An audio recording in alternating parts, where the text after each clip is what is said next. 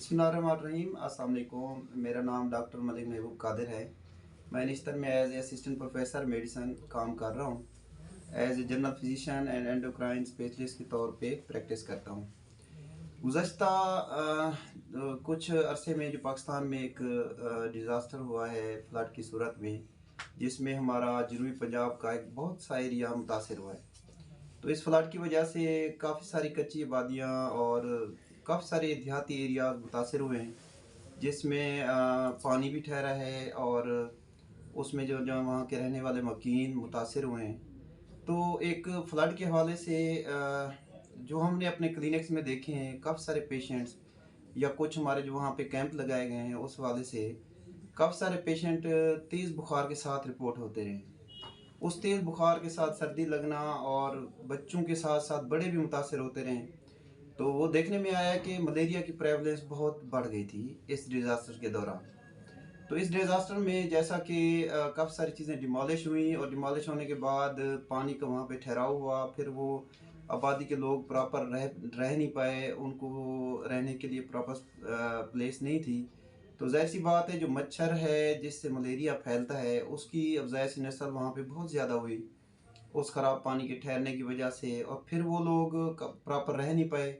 तीसरा ये कि वहाँ पे बिजली का निज़ाम दरहम-बरहम हुआ, जिसकी वजह से उस एरिया में वो ओपन एरिया में रहने पे मजबूर हुए, और इस ख़राब पानी और इस तरह के रहन-सहन के दौरान मच्छर की अफ़ज़ाइश ज़्यादा हुई और उससे ये सारी पॉपुलेशन बहुत मुतासिर हुई। और इसके केसेस ना सिर्फ ड्यूरिंग फ्लड ड्यूटीज़, हमारे कुछ डॉक्टर साहबान जो ने विज़िट किया वहाँ पे काफ़ी सारे लोग मलेरिया के बुखार के साथ प्रेजेंट हुए। तो उसकी ट्रीटमेंट में हम कुछ आज गाइड करना चाहते हैं कि जो जो हमारे एक्सपीरियंस में आए। हमने देखा गया कि वहाँ पे कुछ टेबलेट भी दी गई, कुछ लोगों से वो टॉलरेट नहीं हुई, और कुछ लोग उन उन टेबलेट्स के साथ साथ बुखार उनका फिर भी परसिस्ट रहा। इवन कि 103-4 सर्दी के साथ बुखार इस तरह रहा। तो इस दौरान काफ़ी सारे पेशेंट्स को हमने इंजेक्शन की सूरत में ट्रीटमेंट दी। तो पहले मलेरिया की ट्रीटमेंट में ख़ास तौर पे इंजेक्शन कुनीन आता था, जिसको थोड़ा-सा बड़ी कॉशियसली दिया जाता था कि वहाँ पे कार्डिक प्रॉब्लम होता था, कार्डिक इरिथमियाज़ होते थे। और इसी तरह एक इंट्रामस्कुलर इंजेक्शन भी आता रहा है आर्टीमेथर के नाम से। वो पेशेंट के लिए थोड़ा पेनफुल था, रिलेटिवली रिस्पॉन्स उसका भी था।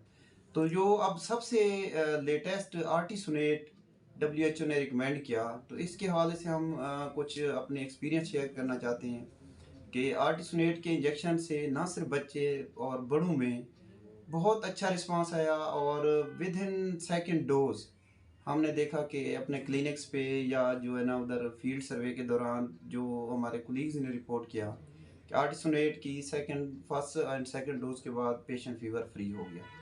तो आर्टिसोनेट मलेरिया की ट्रीटमेंट में बहुत हेल्पफुल साबित हुआ इस डिज़ास्टर में, और इसकी रेजिस्टेंस भी आमतौर पे नहीं पाई गई, और इससे पेशेंट शिफा याब भी हुई। तो मैं अपने पर्सनल एक्सपीरियंस में भी ये कहूँगा कि इंजेक्टेबल में, और पेशेंट जो भाई हाई ग्रेड सिम्टम के साथ हो, अनकॉन्शियस हो, तेज़ बुखार हो, बेहोशी हो, और ख़ास तौर पे कुछ मरीज़ जो तेज़ बुखार के साथ साथ दौरे पड़ते हैं, बेहोशी के साथ आते हैं, ओरल नहीं ले पाते, तो वैसे भी जनरल पॉपुलेशन में जैसे पेशेंट हाई ग्रेड फीवर के साथ आते हैं और पेशेंट की ख्वाहिश होती है कि मुझे फ़ौरन रिलीव मिले, कि मेरा बुखार फ़ौरन हल हो। तो आप ये पेशेंट के लिए एक ब्लेसिंग है, इकोनॉमिकल है, कोई इतना कॉस्टली नहीं है as compare to other drug. अगर हम कंपेयर करें ओरल हैं जो तो उसके साथ अगर हम ये ड्रग पेशेंट में इस्तेमाल कराएं तो उसके लिए बड़ा बेनिफिशियल होगा, मलेरिया इराडिकेट होगा। और इसके साथ जो मरीज़ों में जो कॉम्प्लिकेशन आती हैं बेहोशी की, या फिर जो इसके साथ कुछ सीरियस कॉम्प्लिकेशन हो, मल्टी आर्गन इन्वॉल्व हो जाएं, डेथ का भी खतरा होता है, तो उससे बचा जा सकता है। और मलेरिया प्रिवेंशन प्रोग्राम में यानी कि इसको बचाने के लिए हम इस पे एफर्ट कर सकते हैं इंजेक्शन देके। बेहद शुक्रिया।